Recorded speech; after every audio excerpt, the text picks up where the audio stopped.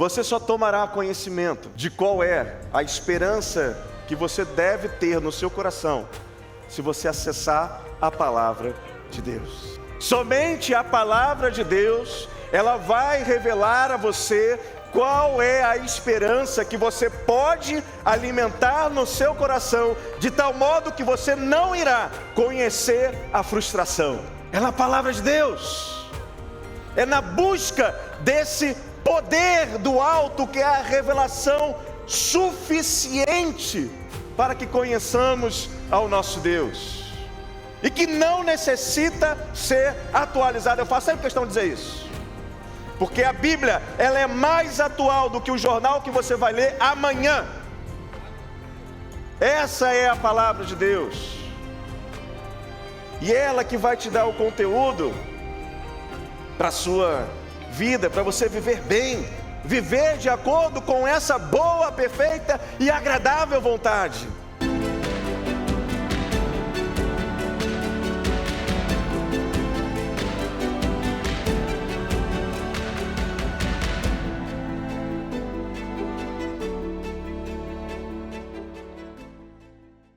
E que a graça de nosso Senhor e Salvador Jesus Cristo seja com todos vocês.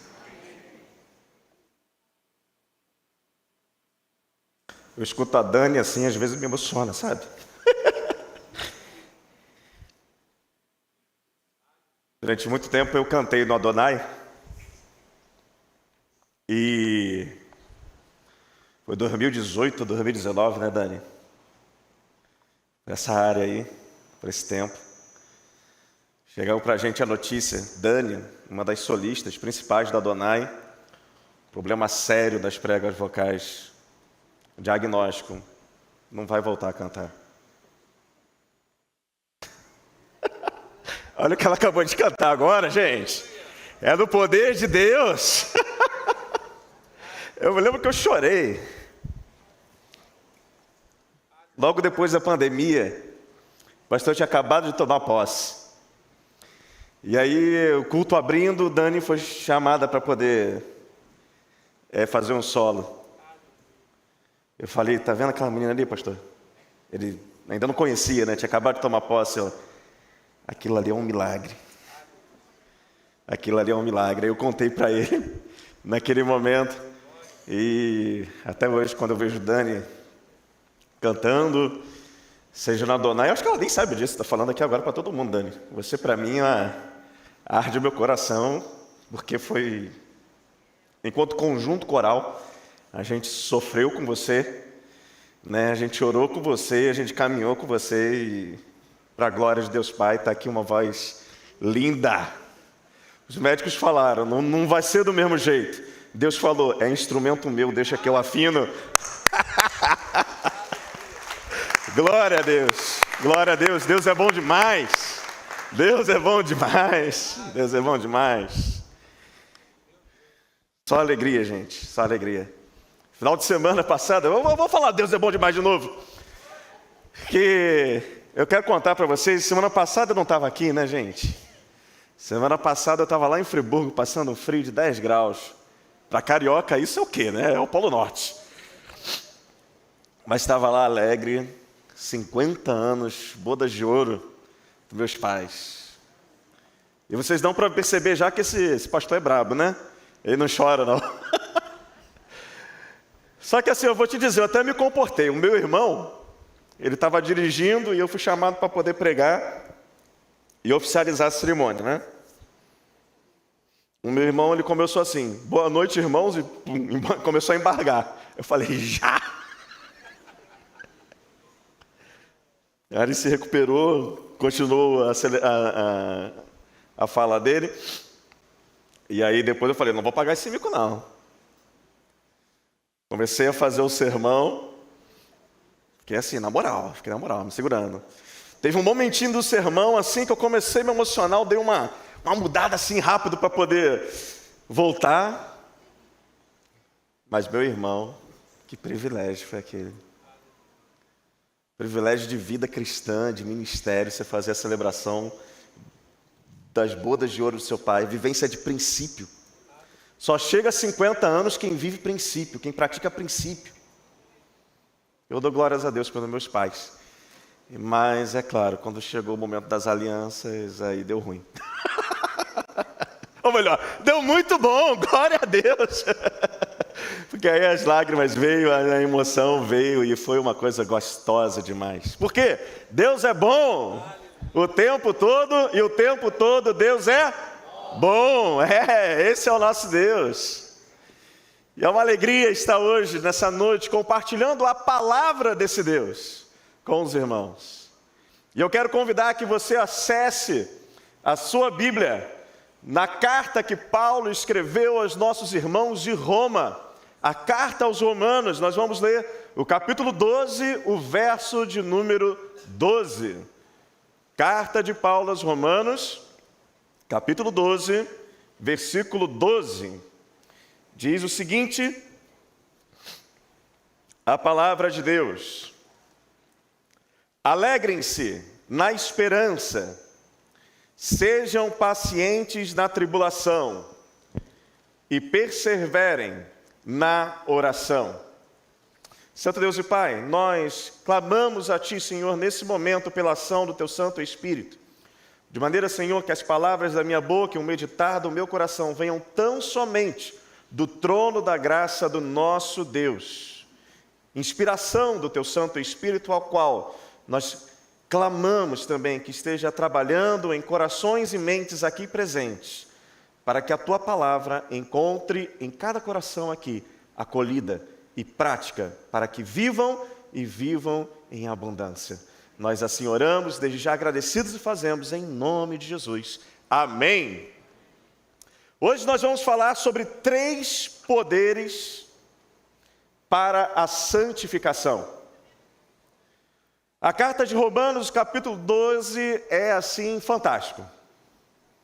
Eu quero fazer uma coisa aqui com vocês. Eu não vou ler o capítulo 12 todo hoje, não vou tratar do capítulo 12 todo hoje, mas eu quero aqui fazer um desafio. Quem é que topa comigo ler o capítulo 12 de Romanos ainda hoje, antes de dormir? Levanta a mão. Show. Maravilha. Deixa Deus falar, porque Romanos, o capítulo 12, ele é fantástico. Eu só vou pegar um versículozinho somente, mas todo o capítulo é maravilhoso. E Deus tem muito mais a falar ao seu coração. Porque o capítulo 12 é um convite, um desafio a todo aquele que se entende como sendo um discípulo de Jesus, todo aquele que se declara ser um seguidor de Jesus, é um convite a uma mudança radical. Porque ele começa dizendo para que a gente se entregue como sacrifício vivo, santo e agradável a Deus. Isso é um convite para uma imersão relacional com o nosso Deus, para uma intimidade em que você realmente tem uma entrega ao nosso Deus, algo que sai muito da superficialidade e vai para uma profundidade de intimidade com Deus. Você se entrega, entregue-se como um sacrifício vivo, santo e agradável a Deus. E ele continua dizendo para a gente não se amoldar ao padrão desse mundo, mas que a gente se transforme pela renovação da nossa mente, de maneira que a gente possa experimentar e comprovar. Olha só o que ele fala. Ele não fala assim, só experimenta não. Experimente e comprove, porque o que eu estou falando é verdade. E a verdade é que a vontade de Deus, ela é boa, perfeita e agradável.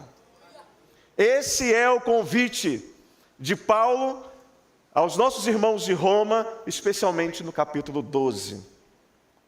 E aí eu me lembro que quando a gente começou a escrever as lições da escola bíblica, lá em 2017, no mês de fevereiro, nós tivemos um estudo chamado Poder do Alto.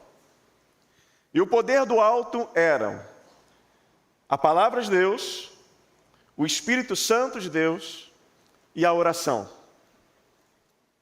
E quando eu observo o versículo 12, de Romanos 12, eu percebo esses 3 poderes que são imprescindíveis para a nossa caminhada em santidade.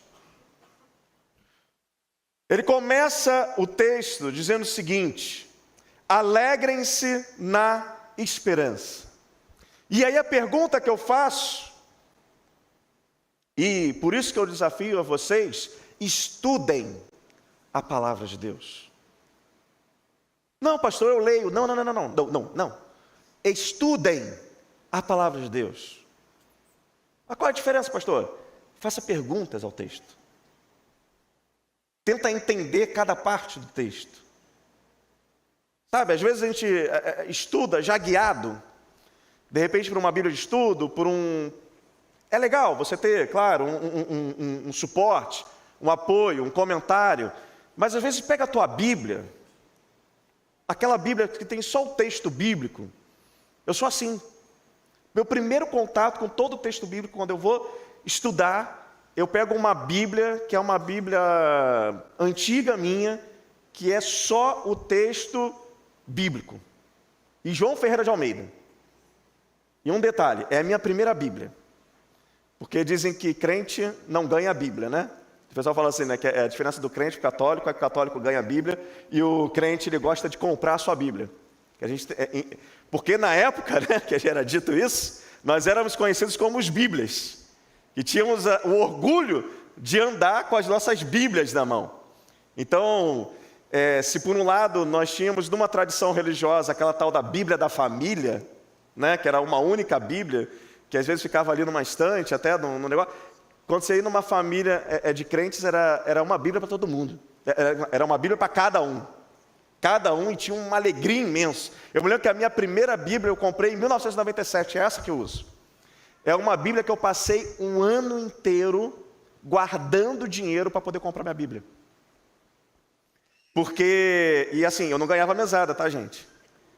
Não ganhava mesada, não rolava, isso aí era luxo, isso aí não tinha não, a galera aqui não dava não, né? O que era o dinheiro que eu guardava? Tinha as famosas pesquisas, lembram de pesquisas? Que você tinha que fazer, aqueles trabalhos em cartolina, né? Às vezes tinha aqueles trabalhos que você ia na casa de um colega, aí fazia. O pessoal da década de 80, e 90, tinha muitas dessas coisas assim que a gente fazia no colégio. Hoje em dia todo mundo fica cabreiro, acho que nem existe mais esse tipo de trabalho assim, coletivo, né?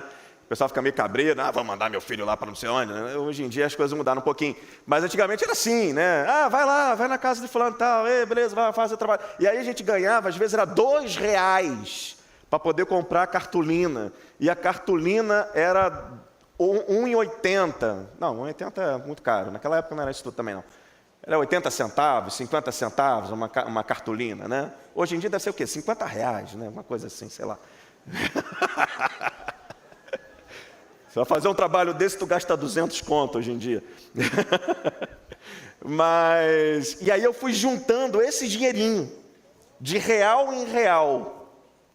E aí eu me lembro que chegando próximo ao meu aniversário, que é novembro, eu só tinha R$27,50, que era o que eu tinha juntado um ano inteiro. E a minha Bíblia custou R$49,90. E os meus pais, eles quiseram valorizar o meu esforço, que realmente era uma quantia assim que, tipo, eles até se surpreenderam, né? Como você conseguiu R$27,50? E eles completaram, e eu comprei a minha primeira Bíblia. Eu me lembro quando eu fui lá para a CPAD, ali como é que é? Qual é o nome daquela rua ali? Hã? Não, aqui, perto do Shopping Carioca. Seis de Carvalho. Isso, fazendo propaganda aqui. O Malafaia, dá o cascalho aí, por favor. Não, ele não tem nada a ver com essa PAD. Ele saiu da CGLB, né? Abriu outra lá. Então, o pessoal da CPAD aí, da FABAT, depois me dá um cascalho aí, pelo jabá. E aí, então, eu fui lá todo alegre, todo feliz, e eu tenho até hoje aquela Bíblia. E é a primeira Bíblia, primeira vez que eu vou olhar um texto bíblico é aquela Bíblia. É o João Ferreira de Almeida, que é aquela tradução do coração, aquela tradução em que a gente foi ensinado mesmo, né? Por conta da época que a gente nasceu. Hoje em dia, as pessoas estão mais utilizando a NVI, glória a Deus por isso. Mas por que eu estou dizendo essa questão de um amor, de uma busca pela palavra de Deus, de uma necessidade? Porque qual é a sua esperança? Qual é a sua esperança? Paulo diz o seguinte: alegrem-se na esperança. Qual é a sua esperança? Para você, o que é esperança? Porque para o crente, esperança não tem nada a ver com otimismo.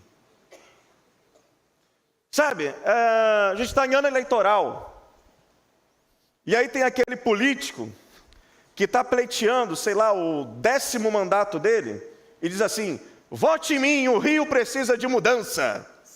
O cara está lá, 10 mandatos já, né? Mas ele vem com esse caô.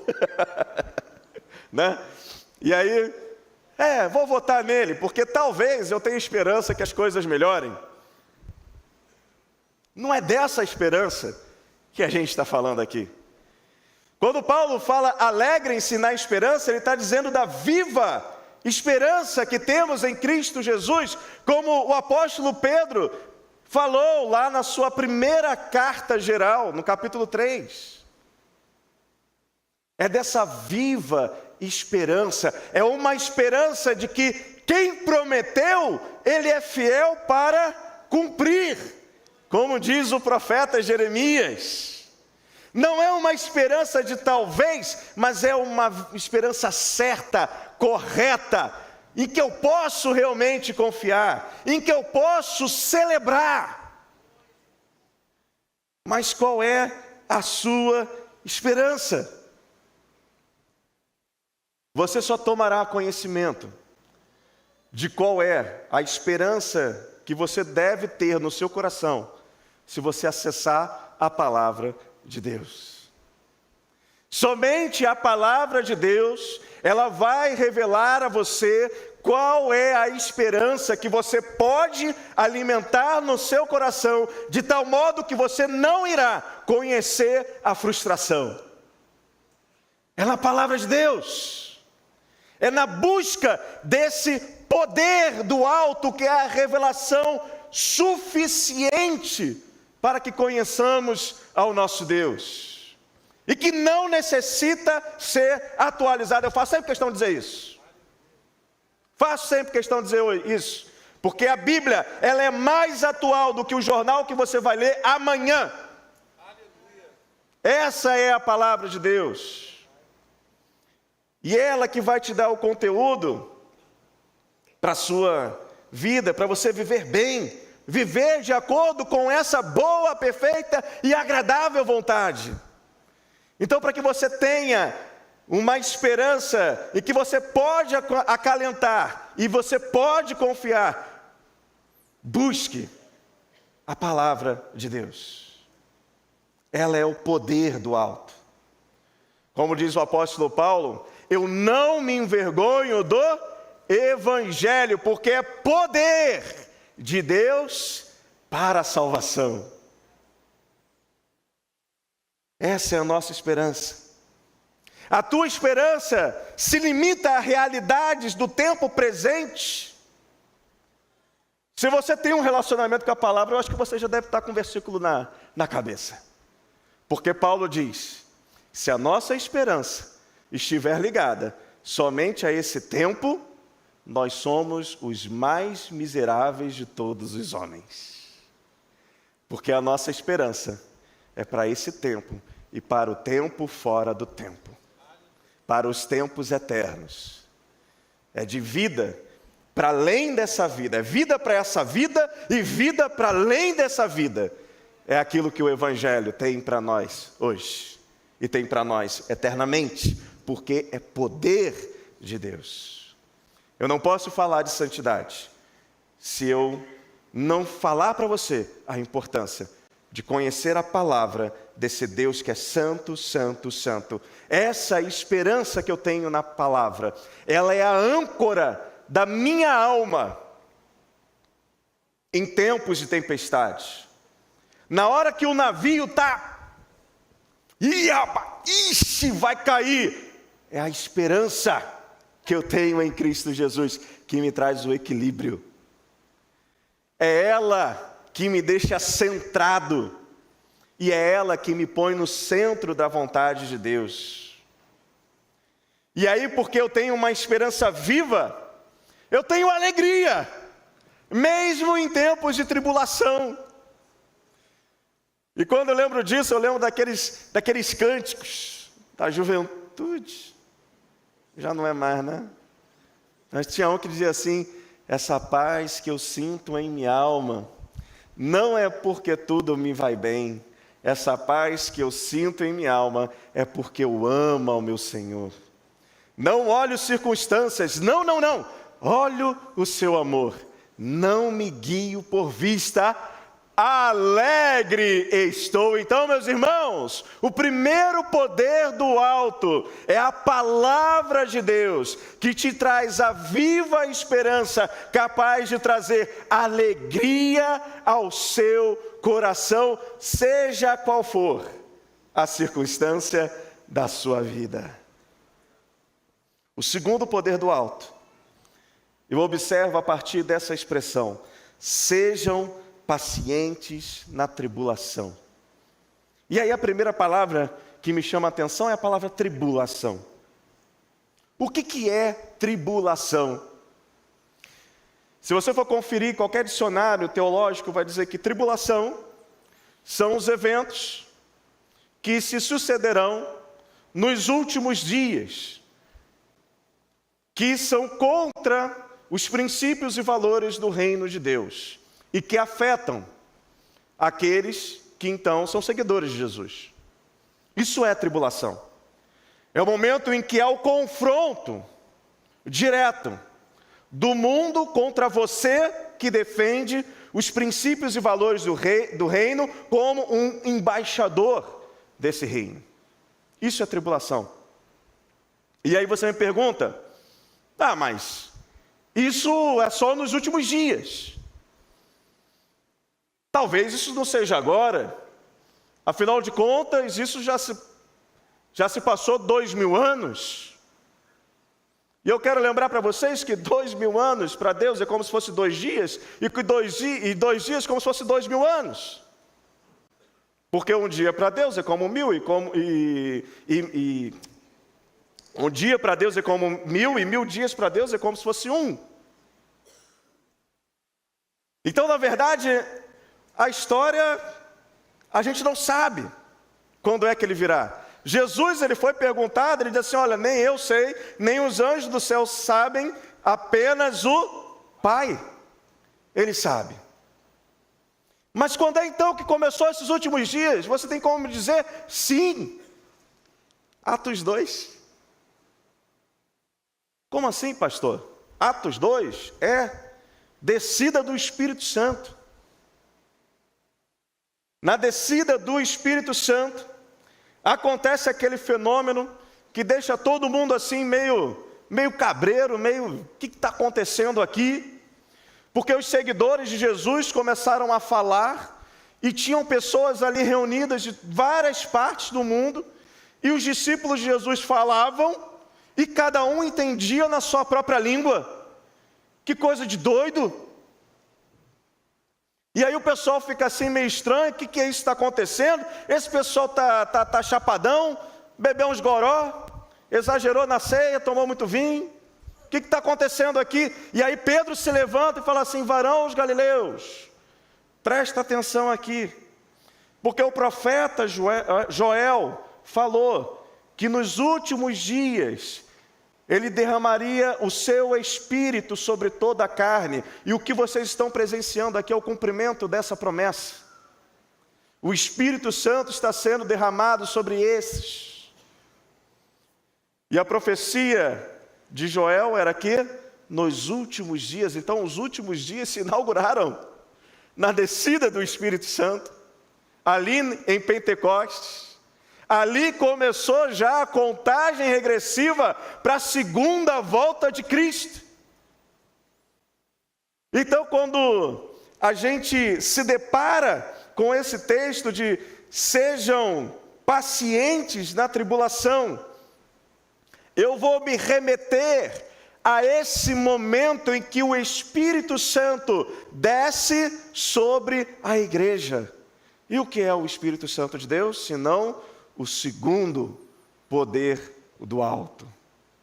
Porque antes de descer o Espírito Santo, Jesus ele se volta para os seus discípulos e diz o seguinte: permaneçam em Jerusalém, até que do alto sejais revestidos do poder.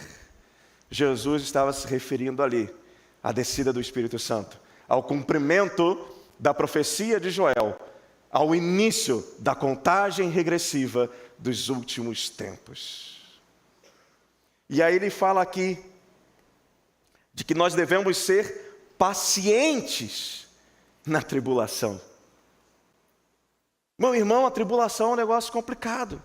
Você ser confrontado, eu quero saber aqui, quem aqui já teve problemas por se posicionar enquanto cristão? Levanta a mão. Já teve problemas? Oposição? Beleza, é isso mesmo, Deus te abençoe, tamo junto. Glória a Deus, glorifique a Deus, porque é isso que a palavra de Deus diz, que a aprovação é motivo de alegria para o crente. Significa que a gente está no caminho certo, significa que aqueles que alvoroçaram o mundo chegou, né? E estão ali transformando os ambientes. E aí quando eu olho para essa expressão, sejam pacientes na tribulação, eu vou lembrar de Paulo também, mas agora ele escrevendo aos irmãos de Éfeso no capítulo 4, em que ele vai dizer o seguinte, que a gente tem que ser paciente uns com os outros, suportando uns aos outros. E é só pelo poder do Espírito Santo que nós podemos cuidar uns dos outros. Na verdade, esse cuidar uns aos outros soma-se a esse mais uns 50 e tantos outros mandamentos. Amar uns aos outros, servir uns aos outros, sede hospitaleiros uns com os outros. Eu acho engraçado que tem um que diz assim, não vos mordeis uns aos outros. Eu falei assim, gente, o pessoal até escreveu para o departamento infantil, as criancinhas lá que ficam, né, às vezes as pequenininhas gostam de ficar mordendo o coleguinha. Será que Paulo estava escrevendo ali para o departamento infantil? Pior que não, gente, ele estava escrevendo para adultos lá também, né? E tinha irmãozinho que talvez estivesse mordendo um ao outro, claro, em língua metafórica, né? Mas ele fala isso. Só que, meus irmãos, é difícil às vezes a gente ter paciência com os da casa. Às vezes as pessoas que moram conosco nos provam a paciência, nos provam o amor. Você quer ser santo? Case. Como você é lapidado em sua santidade? Né, irmãzinho? Te amo. Ela ficou chateada nas bodas, que eu falei assim, gente, às vezes dá vontade de esganar, às vezes dá vontade assim de dar uma matadinha, sabe? Pegar o pescocinho, né? Senhor, derrama a bênção de... Estava falando até com a Nilce ontem, lá no hospital. Derrama a bênção de Lázaro, 3 dias morto, depois ressuscita. Quanto mais ao nosso irmão, que de vez em quando é um desafio, mas não é pela nossa capacidade, é pela capacidade do Espírito Santo que está em nós.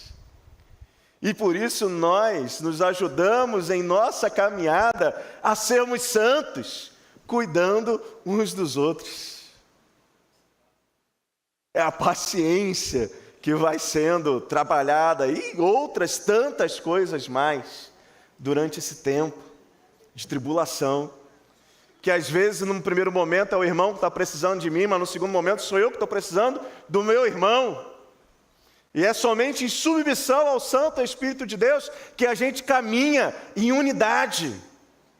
Embora tenhamos histórias diferentes, criações diferentes, culturas diferentes, em Cristo Jesus e pelo seu sangue, nós fomos feitos irmãos de um mesmo Pai. E como se constrói isso? Pelo elo perfeito do amor. E como se vivencia isso? Em submissão a esse poder do alto derramado sobre a sua igreja, que é o Espírito Santo de Deus. Quem gostaria aqui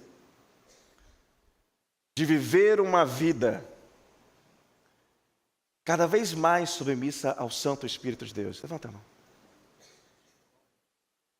Quem precisa aqui rever as suas atitudes? Quem precisa aqui às vezes rever o seu comportamento, alinhar o seu caráter e diz assim: eu preciso me submeter mais ao Espírito Santo, porque não é esse homem, não é essa mulher que Deus quer de mim. Levanta a mão. Não estou levantando como demonstração, não. Estou levantando junto com você, porque eu também preciso. Precisamos de buscar. Isso é uma disciplina espiritual. E precisamos buscar ao Espírito Santo. E por último nós temos: perseverem na oração. A oração que é a nossa linha de comunicação direta com o nosso Deus.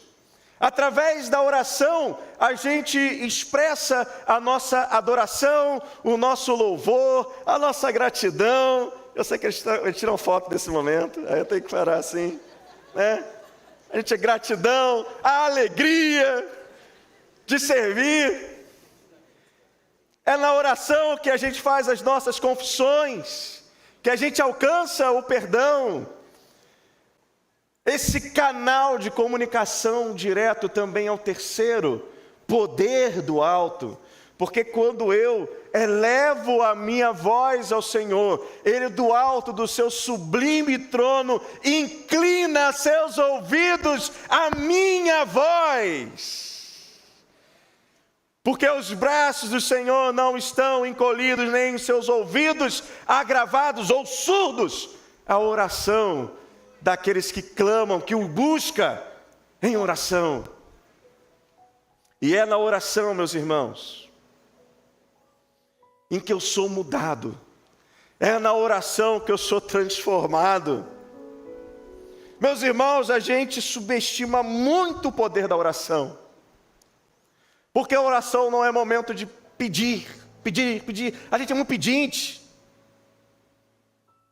Parece que a gente segue o evangelho do aleijado à porta formosa. Senhor, me dá aí, Senhor, me dá aí.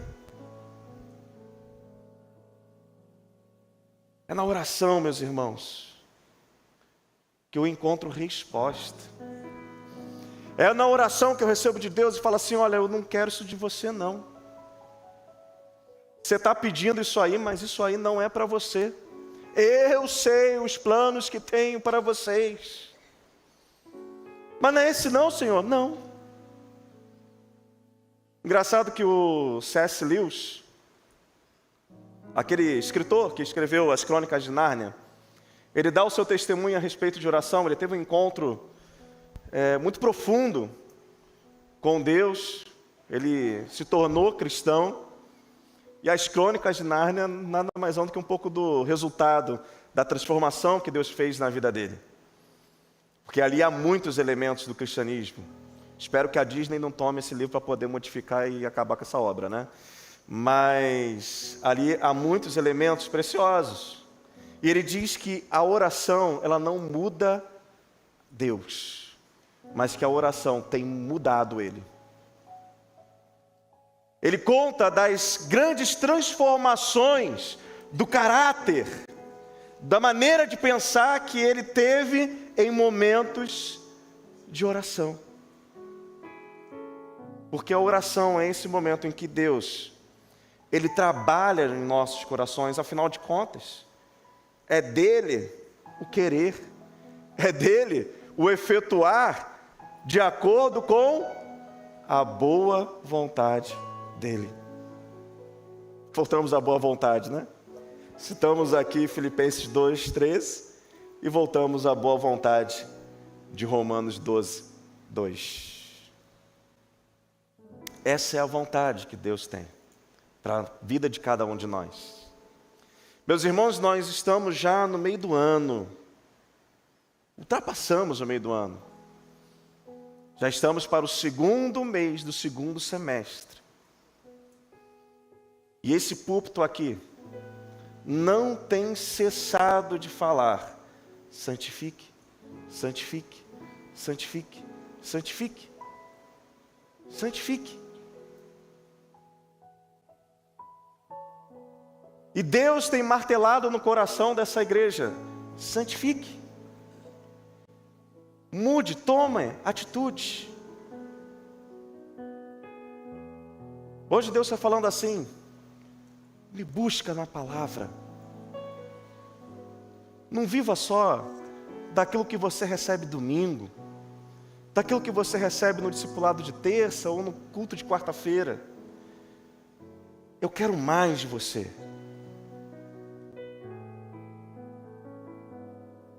O Espírito Santo hoje está falando assim: ei, presta atenção em mim. Porque Paulo fala que dentro de nós há uma batalha entre a carne e o espírito, querendo um ao outro vencer. E o único que é capaz de dar vitória ao Espírito Santo é você, dizendo assim: eu vou anular a minha carne. Espírito Santo, molda a minha vida, controla a minha vida, guia a minha vida. E como você faz isso? De joelhos dobrados. De joelhos dobrados. Senhor, eu quero viver algo diferente. Deus está falando para você hoje que Ele quer mais de você. E você pode ser muito mais em Deus. Deus, Ele quer mais de você. E você pode ser muito mais, pelo poder de Deus operando na sua vida. Pelo poder da palavra que te traz alegria numa esperança que você pode confiar. No poder do Espírito Santo de Deus, que te ajuda na caminhada e a vencer toda e qualquer dificuldade das tribulações da vida, e ainda transborda para que você possa estar caminhando com o seu irmão, dando suporte uns aos outros. Por isso Deus te convida a, nesse momento, que você se coloque de pé para buscá-lo em oração. Se você é aquele que quer dizer assim: Senhor, eis-me aqui, eu quero ser esse que você deseja que eu seja. Você coloque-se de pé agora. Eu quero buscar esse poder do alto. Eu quero ser aquilo que o Senhor planejou quando eu nasci. Eu perguntei para você: qual é a tua esperança? Eu quero perguntar para você: quais são as promessas que Deus tem para a sua vida? Quais são as promessas que Deus tem para a sua vida? Há promessas que são condicionais. Porque a dinâmica é: aquilo que eu planto, eu colho. E isso é uma lei espiritual. E para promessas, determinadas promessas de Deus, há condição. Que promessas são essas, pastor? Busca a palavra. Descubra aquilo que Deus tem para o teu coração através do estudo da palavra de Deus. Mas sabe de uma coisa? Para tantas quantas forem as promessas de Deus para a sua vida, todas elas têm em Cristo Jesus o sim e o amém, para a glória de Deus Pai.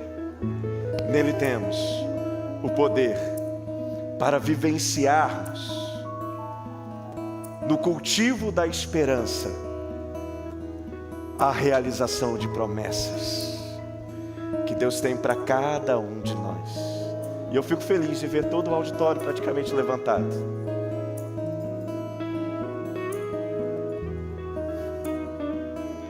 Eu quero que o Espírito Santo incomode você hoje. Eu quero que Ele te rasgue todinho hoje.